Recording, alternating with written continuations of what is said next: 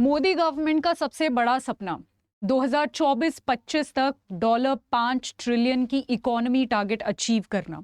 आज के पूरे एनालिसिस में हम यही जानने वाले हैं। सबसे पहले हम ये समझेंगे कि ये 5 ट्रिलियन की जो इकोनॉमी है इससे हम क्या समझते हैं। उसके बाद हम समझेंगे कि ये क्या पॉसिबल भी है या नहीं, और अगर पॉसिबल है तो कब और कब तक और कैसे पॉसिबल है, कैसे हम इसको अचीव कर सकते हैं, राइट। और आज का सबसे जो इम्पोर्टेंट सवाल है वो ये होने वाला है कि इस 5 ट्रिलियन इकोनॉमी के अचीवमेंट के बाद हम और आप पर, कॉमन लोगों पर क्या इम्पैक्ट होने वाला है। क्या हमें ज़्यादा जॉब्स मिलने वाली हैं, क्या हमारी इनकम ज़्यादा बढ़ने वाली है, बेसिकली हमारे ऊपर क्या इम्पैक्ट होने वाला है। और आई गेस यही सबसे इम्पोर्टेंट मुद्दा होना भी चाहिए किसी भी सरकार का।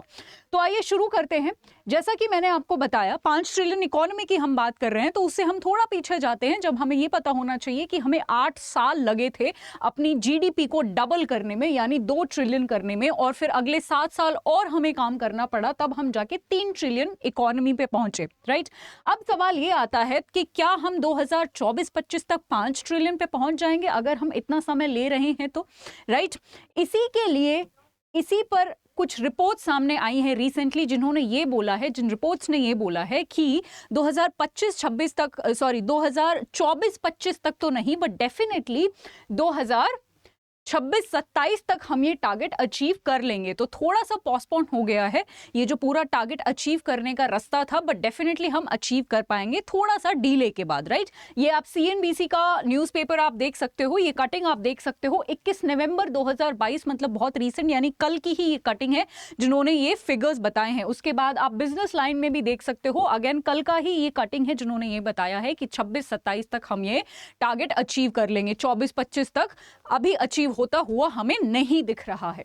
चलिए, अब क्योंकि नहीं दिख रहा है तो इसके कुछ रीजंस भी होंगे, कारण हर चीज के होते हैं। सबसे पहला कारण द हिंदू ने जो बताया वो था पैंडेमिक, राइट।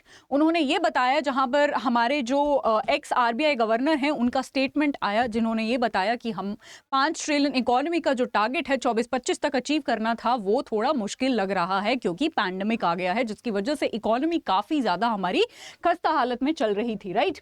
दूसरा, आप यहां पर भी देख सकते हो, आईएमएफ ने भी ये बोला कि 5 ट्रिलियन इकोनॉमी का जो टारगेट है इंडिया का, वो 29, मतलब फाइनेंशियल ईयर 2029 तक अचीव होगा शायद, राइट। हालांकि आईएमएफ ने ये रिपोर्ट बाद में अपनी करेक्ट भी करी, और करेक्शन करने के बाद बोला कि 2029 तक नहीं, 26-27 तक, मतलब जो हमारी सरकार कह रही है कि 26-27 तक हम अचीव कर लेंगे, थोड़ा सा डिले करने के तो हो गया है, बट 26-27 तक हम फिर से अचीव कर लेंगे। अगेन आईएमएफ ने भी अपने डेटा को करेक्ट करते हुए ये बोला कि हाँ, इंडियन गवर्नमेंट ने जो प्रोडिक्ट किया है, हमारे यहाँ पर जो प्रोडिक्ट हुआ है वो सही है, और इंडिया जो है वो 26-27 तक 5 ट्रिलियन इकोनॉमी बन जाएगा।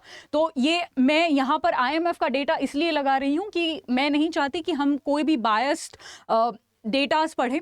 तो एक इंटरनेशनल ऑर्गेनाइजेशन हमारे बारे में क्या सोचती है, क्या बताती है, वो जानना भी हमारे लिए इक्वली इंपॉर्टेंट हो जाता है, राइट। अब बात कर लेते हैं, हम बात कर चुके हैं एक प्रॉब्लम की, जिसकी वजह से ये जो पूरा प्रोसेस है 24-25 तक का अचीव करने का, वो डिले हो चुका है, which is pandemic, which we have just read, right. Pandemic की वजह से डिले हो गया है। सेकेंड रीजन जो आप बोल सकते हो वो है रशिया यूक्रेन कॉन्फ्लिक्ट, जिसकी वजह से पूरी दुनिया में कहीं ना कहीं महंगाई बढ़ गई है, इन्फ्लेशन बढ़ गया है, तेल के प्राइसेस बढ़ गए हैं, तो उसकी वजह से भी हमारे ऊपर भी इम्पैक्ट हो रहा है, और हमें अपना टारगेट अचीव करने में हम डिले हो रहे हैं, राइट। उसके बाद एक और सबसे बड़ा रीजन बताया जाता है, वो है यूएस ने कुछ टाइम पहले ही, ये आप देख सकते हो नवंबर का ही न्यूज़ है, जो ये कह रहा है कि यूएस फेडरल रिजर्व ने अपने जो इंटरेस्ट रेट हैं वो बढ़ा दिए हैं। इससे इंडिया पर क्या इम्पैक्ट होगा वो आप समझिए। देखिए, अगर किसी का भी इंटरेस्ट रेट बढ़ जाता है, किसी का ब्याज दर बढ़ जाता है, किसी भी लोन का ब्याज दर बढ़ जाता है, तो लोग उस लोन को लेने से कतराते हैं या फिर नहीं लेते हैं, राइट। लोन अगर नहीं होगा तो लोगों के जेब में पैसे नहीं होंगे, पैसे जब नहीं होंगे तो आप मार्केट में इन्वेस्ट नहीं करोगे, राइट। मार्केट में इन्वेस्ट नहीं करोगे तो मतलब कहीं ना कहीं आप कि जो मार्केट है वो मंदी में चला जाएगा। अब लोग, अगर यूएस के लोग इन्वेस्ट ही नहीं कर रहे हैं, तो इंडिया जो यूएस को एक्सपोर्ट करता है वो लोग खरीदेंगे भी नहीं, क्योंकि वो इन्वेस्ट कर ही नहीं रहे हैं, उनके पास पैसा कम है, वो अभी सेव कर रहे हैं या बेसिकली इन्वेस्ट नहीं कर रहे हैं, राइट। तो हम जो एक्सपोर्ट करेंगे यूएस को, वो एक्सपोर्ट में भी हमें कटौती करनी पड़ेगी, क्योंकि यूएस के लोगों के पास पैसा कम होने की वजह से अभी फिलहाल वो हमारे द्वारा किए हुए गुड्स को, जो हमने जो एक्सपोर्ट किया है गुड्स, उसको खरीदेंगे नहीं। तो ये डायरेक्टली हमें इंपैक्ट करेगा, हमारे एक्सपोर्ट्स कट कर देगा ये, राइट। और अगर किसी भी कंट्री का एक्सपोर्ट कम हो जाता है तो डेफिनेटली वो कंट्री को नुकसान होता ही होता है। ये एक और रीजन बताया जा रहा है जिसकी वजह से हम अपनी 5 ट्रिलियन इकोनॉमी को अचीव करने में थोड़ा डीले होंगे कुछ साल और, राइट। चलिए, जैसा कि मैंने आपको बताया, एक्सपोर्ट हमारे कम हो जाएंगे। अब हम बात करते हैं कुछ सॉल्यूशंस की, कि हम जब भी ये अचीव करेंगे, जब हम 24-25 का टारगेट लेके चल रहे थे, या फिर अब जो 1-2 साल डीले हो गया है, वो सब अचीव हम एग्जैक्टली करेंगे कैसे। ये तो हमारा अब तक तो हमने पढ़ लिया कि हमने प्लान किया हुआ है कि जी हम ये अचीव कर लेंगे। अब ये पढ़ लेते हैं कि हम एग्जैक्टली क्या क्या हमने प्लान किया हुआ है जिससे हम उस पाथ को या फिर उस टारगेट को बेसिकली अचीव करेंगे। सबसे पहला हमने ये डिसाइड किया हुआ है कि हम जो अपना एक्सपोर्ट है, मर्चेंडाइज एक्सपोर्ट, उसको हम 1 ट्रिलियन का करेंगे 2028 तक, राइट। उसके बाद सर्विसेज का एक्सपोर्ट भी हमने 2028 तक बढ़ाने की बात करी है, $700 बिलियन का हमने टारगेट रखा है। उसके बाद 500 गीगावाट की हमारी इंस्टॉल कैपेसिटी जो रिन्यूएबल रिसोर्सेज से है, उसको हमने करने की कोशिश करी है, या फिर आप बोल सकते हो प्लानिंग करी है 2030 से। मतलब COP26 के टाइम पे आपको याद होगा पिछले साल एक मीटिंग हुई थी ग्लासगो यूनाइटेड किंगडम्स में, जहां पर हमने ये प्रॉमिस किया था अपने पंचामृत प्रॉमिसेस के एक पार्ट था ये पंचामृत प्रॉमिसेस में, जहां पर हमने ये प्रॉमिस किया था कि हम जितना भी एनर्जी कंजम्पशन करते हैं, उस एनर्जी कंजम्पशन का 50% हम रिन्यूएबल रिसोर्सेज से करना शुरू कर देंगे 2030 तक, राइट। तो ये भी एक टारगेट है जो हमने अचीव करना है, जो हमें फर्दर हेल्प करेगा अपनी वो 5 ट्रिलियन इकोनॉमी अचीव करने में। उसके बाद हमारा एक बहुत बड़ा प्रोजेक्ट था जिसको हम बोलते हैं नेशनल इंफ्रास्ट्रक्चर पाइपलाइन। मतलब ये इंडिपेंडेंस डे की स्पीच पर हमारे ऑनरेबल प्राइम मिनिस्टर ने अनाउंस किया था। मतलब हमें अब इंफ्रास्ट्रक्चर में पैसे डालने हैं, इंफ्रास्ट्रक्चर को हमने बेहतर बनाना है, और इसके लिए 143 लाख करोड़ दिए गए थे, राइट। ये 24-25 का अगेन ये टारगेट था कि इंफ्रास्ट्रक्चर को हमने अपने देश में बेटर करना है, क्योंकि आप सभी को पता है हमारा जो कंट्री है वो एग्रीकल्चर से बहुत एग्रीकल्चरल बेस्ड इकोनॉमी हमारी थी, ठीक है। उसके बाद हम डायरेक्टली शिफ्ट कर गए सर्विस बेस्ड इकोनॉमी में जब से LPG रिफॉर्म्स आए 1991 में, राइट।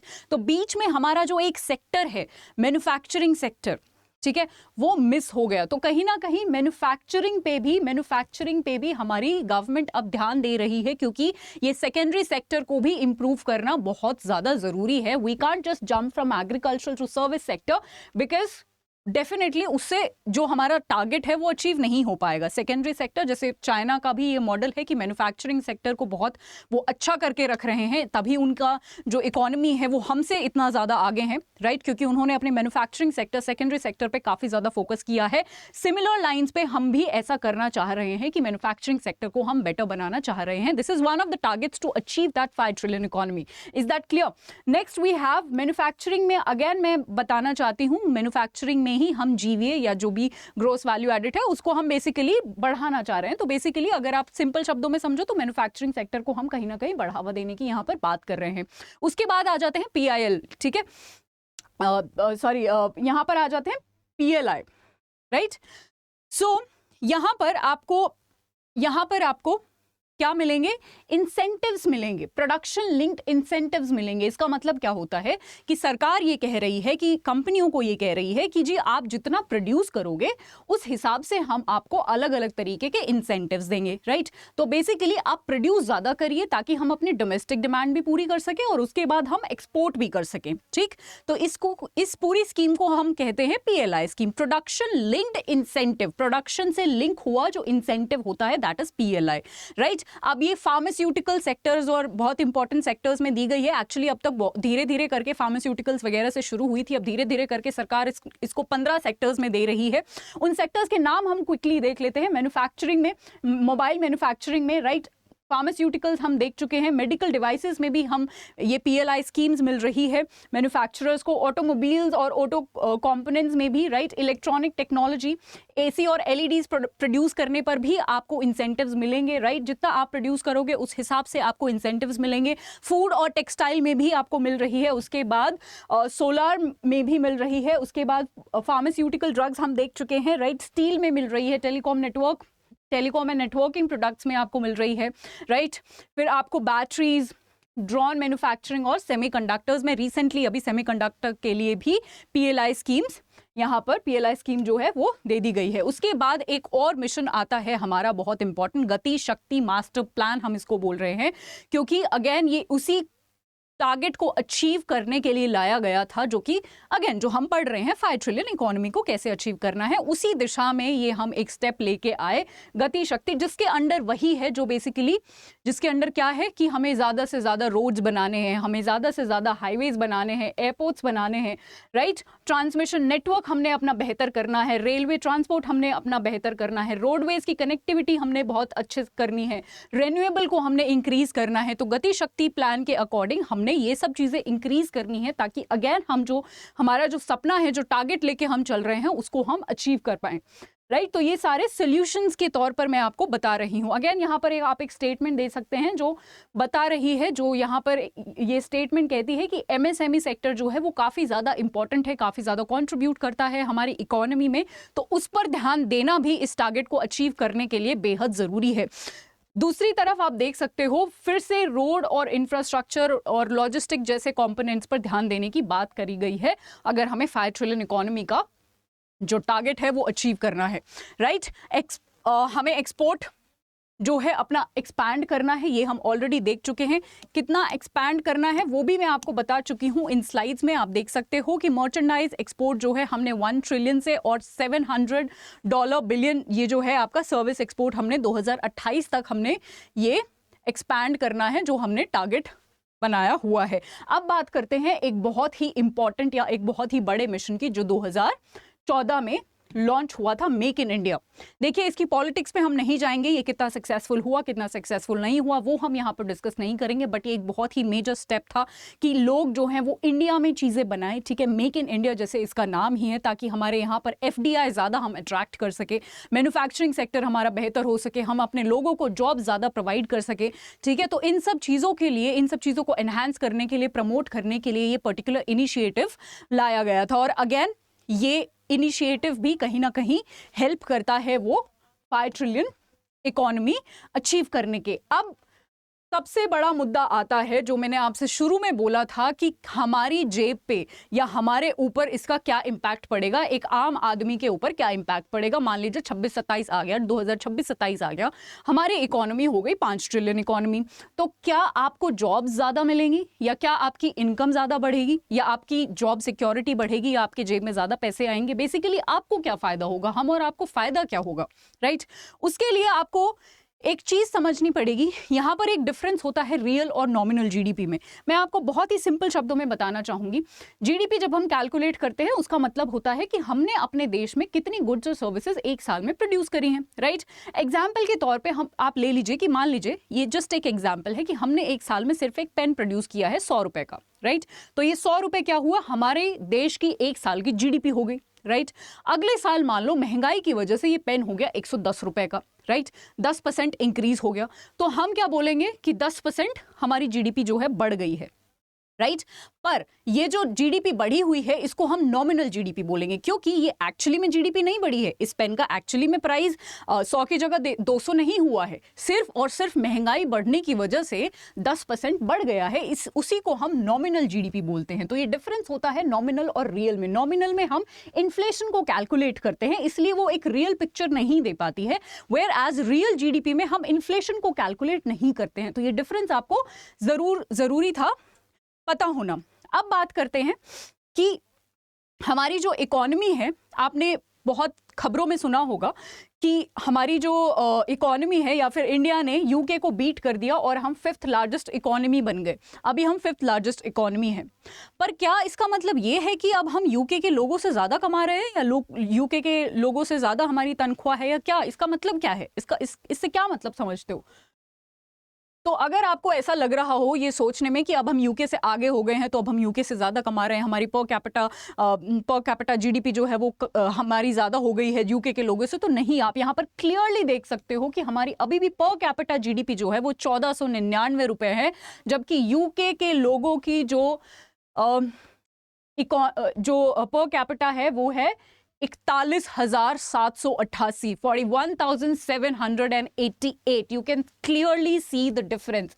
ऐसे ही मैं आपको ये बताना चाहती हूँ, ये एग्जाम्पल देके मैं आपको ये बताना चाहती थी कि अगर जीडीपी बढ़नी है, ठीक है, अगर हमने एक्चुअली में किसी तरीके का कोई चेंज लाना है, अगर लोगों को हेल्प करनी है, लोगों को ज़्यादा जॉब्स देनी है, लोगों की सिक्योरिटी कहीं ना कहीं प्रोवाइड करनी है, तो हमने इन्फ्लेशन के बेसिस पर, नॉमिनल जीडीपी के बेसिस पर नहीं रिलाई करना चाहिए. हमें एक्चुअली में जो मैंने यहाँ पर सॉल्यूशंस प्रपोज किए हैं, जो हमने अभी पढ़े हैं, इन सब पे ध्यान देना चाहिए ताकि रियल जीडीपी हमारी बढ़े. और अगर रियल जीडीपी बढ़ेगी, अगर हमारा मैन्युफैक्चरिंग बढ़ेगा, राइट, अगर हमारा कैपिटल एक्सपेंडिचर बढ़ेगा, हम मैन्युफैक्चरिंग में पैसा लगाएंगे, हम कैपिटल फॉर्मेशन में पैसा लगाएंगे, मशीनरीज नई खरीदने में पैसा लगाएंगे, लोगों को जॉब देने में नया पैसा, बेसिकली एम्प्लॉयमेंट प्रोवाइड करेंगे, तो उन सब चीज़ों से ही लोगों को एक्चुअली बेनिफिट होगा, ना कि सिर्फ नंबर्स को ऊपर नीचे करने से. तो बेसिकली मेरा जो पॉइंट है वो ये है कि नंबर को आप किसी भी तरह, किसी कैलकुलेशन से ऊपर नीचे करने से एक्चुअल प्रॉब्लम, ग्राउंड लेवल की प्रॉब्लम सॉल्व नहीं होने वाली है.